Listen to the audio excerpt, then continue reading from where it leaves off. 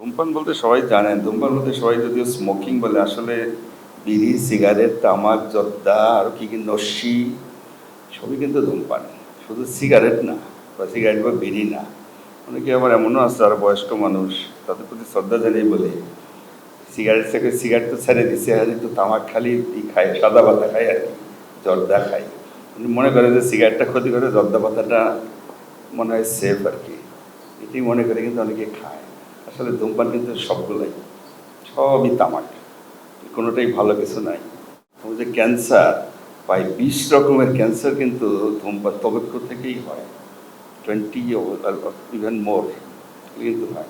তার মধ্যে বলা যায় 7,000 কেমিক্যাল আছে, তার মধ্যে প্রায় কত 60-70টা বোধহয় সরাসরি ক্যান্সারাস যে জিনিস থাকে সেটাই কিন্তু ধূমপানের মধ্যে থাকে, ধূমপানের মধ্যে মানে টোবাক্কোর মধ্যে আর কি।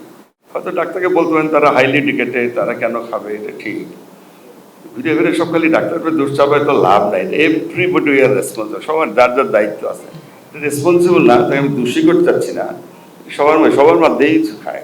এই যে আমাদের যে চ্যানেল আয়ের সাংবাদিক তো বললে বেলি রোডে যেখানে কয়টা ডাক্তার, সবাই তো খেতেই আছে, তাই না? ডাক্তার কয়টা ভাই, সবাই তো খাচ্ছে। এই যে ইউনিভার্সিটি বললেন যে এখানে কি ডাক্তার আছে নাকি? সুতরাং অযথা ডাক্তারকে দোষ দেওয়া দরকার নাই। হ্যাঁ, আমাদের রেসপন্সিবিলিটি আছে, ইট ডাজ নট মিন যে we are responsible for smoking. কোম্পানিগুলো কিন্তু অনেক রেসপন্সিবল। এই টোবাক্কো যে কোম্পানিগুলা, তারা বলে যে তারা গভর্নমেন্টকে প্রচুর রাজস্ব দেয়, রাজস্ব দেয়, এটা সত্য। ধূমপান করায় যে রোগ তৈরি করে, এটা গভর্নমেন্টের প্রায় 30-30% বেশি খরচ হয় হাসপাতালে। ক্যান্সারেরও কত খরচ, রোগী, তার ফ্যামিলি, পয়সা, কত রকমের খরচ। সুতরাং যে রাজস্ব গভর্নমেন্ট পায় তার শত গুণ বোধহয় বেশি গভর্নমেন্টের খরচ হয় হেলথের বা স্বাস্থ্য সম্পর্কিত যার দরকার এগুলোতে। সুতরাং এটাও কিন্তু ইম্পর্টেন্ট জিনিস, কারণ কোম্পানিরা চায় যে ধূমপানটা চলুক, মানে সিগারেট কোম্পানিগুলো বেঁচে থাকে, অনেক এমপ্লয়মেন্ট আছে, তারা গভর্নমেন্টকে রাজস্ব দেয়। সুতরাং এটা যদি বন্ধ হয়, অনেক কিছু বন্ধ হয়ে যায়, গভর্নমেন্টের সোর্স বন্ধ হয়ে যাবে, রাজস্ব আয় বন্ধ হয়ে যায়, আসলে কিন্তু ঠিক না। কারণ গভর্নমেন্ট রাজস্ব আয় যা পায় তার কয়েক গুণ খরচ করে বেশি, এগুলো কিন্তু ইম্পর্টেন্ট বেশি। অ্যারাউন্ড 1990 যে হসপিটালে আমি কাজ করি, হসপিটালের মধ্যে ওয়ার্ডের মধ্যেই পাশে যে কমন রুমের মধ্যে রুম, ওইটা ধূমপানের জায়গা। একই ওয়ার্ড, এই পাশে ঢুকে এই পাশে ধূমপানের জায়গা। আমি ছিলাম, সামনের নামটা আর বলতে চাচ্ছি না, আমি ওখানে ছিলাম। তো আমি ওদের ওই টিভি সবাই দেখে ব্যাপার করতে এই সিগারেটটা নেই, তেমন ওটাও কনফিউশন লাগে। একই ওয়ার্ড, একই হসপিটাল, এইরকমই ধরেন ওয়ার্ড, এই পাশে আবার সিগারেটটা নেই। এখন এটা নাই আর। তখন আমার মনে হতো এইটা আবার ডেজিগনেটেড এরিয়া, এইটা আবার একদিক দিয়ে ডিসকারেজ, আরেক দিয়ে এনকারেজ। এইটা কেমন করে সিগারেট না হলে অনেকে বয়েল মুভ করে না, এটা মেডিকেল টার্ম একটা আছে, কন্ডিশন রিফ্লেক্স বলে। সিগারেট খাইলে পায়খানা পরিষ্কার হয় না, হলে পায়খানাও হয় না, এরকম পাবলিকের কিন্তু ফিলিং আছে অনেকের। এগুলো বলার আমার উদ্দেশ্য একটাই, এইটার আসলে কোনো উপকার নাই। সবগুলি যা বলছি সবগুলোই ক্ষতিকর। মানুষকে অ্যাওয়ার করা, মানুষকে বোঝানো যে এই জিনিসটা আসলে ভালো না, এটা বন্ধ করতেই হবে। অনেকে বলে আগে অনেক খাইতাম, এখন কম খাই। কম কয়টা খান? 2 প্যাকেট লাগে। 2 প্যাকেট মানে 40টা, কম খান। আগে 5-6 প্যাকেট লাগতো, সে তার নিজের মতো করে বানাচ্ছে। এই লোকগুলোকে বোঝানো খুব ডিফিকাল্ট।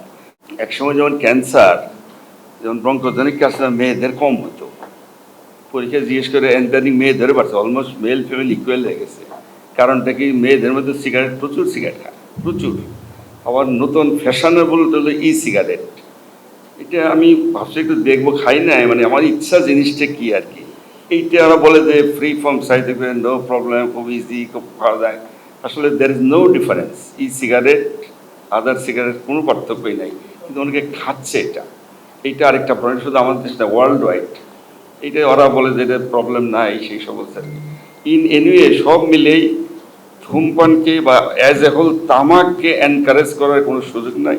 যত রোগ দেখা যাচ্ছে তার মূলে আজকাল কিন্তু দেখেন যে নন এনসিডি বলে, non communicable disease, one of the reason is smoking বা যে মেটাবলিক সিনড্রোম, এগুলো কিন্তু স্মোকিংয়ের সঙ্গে রিলেটেড।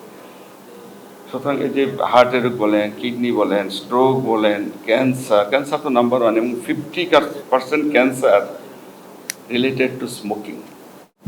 শুধু সমাজের বিভিন্ন ধরনের লোকের মধ্যে যারা অন্যতম জনপ্রতিনিধি, তাদের মধ্যে অ্যাওয়ারনেস দরকার।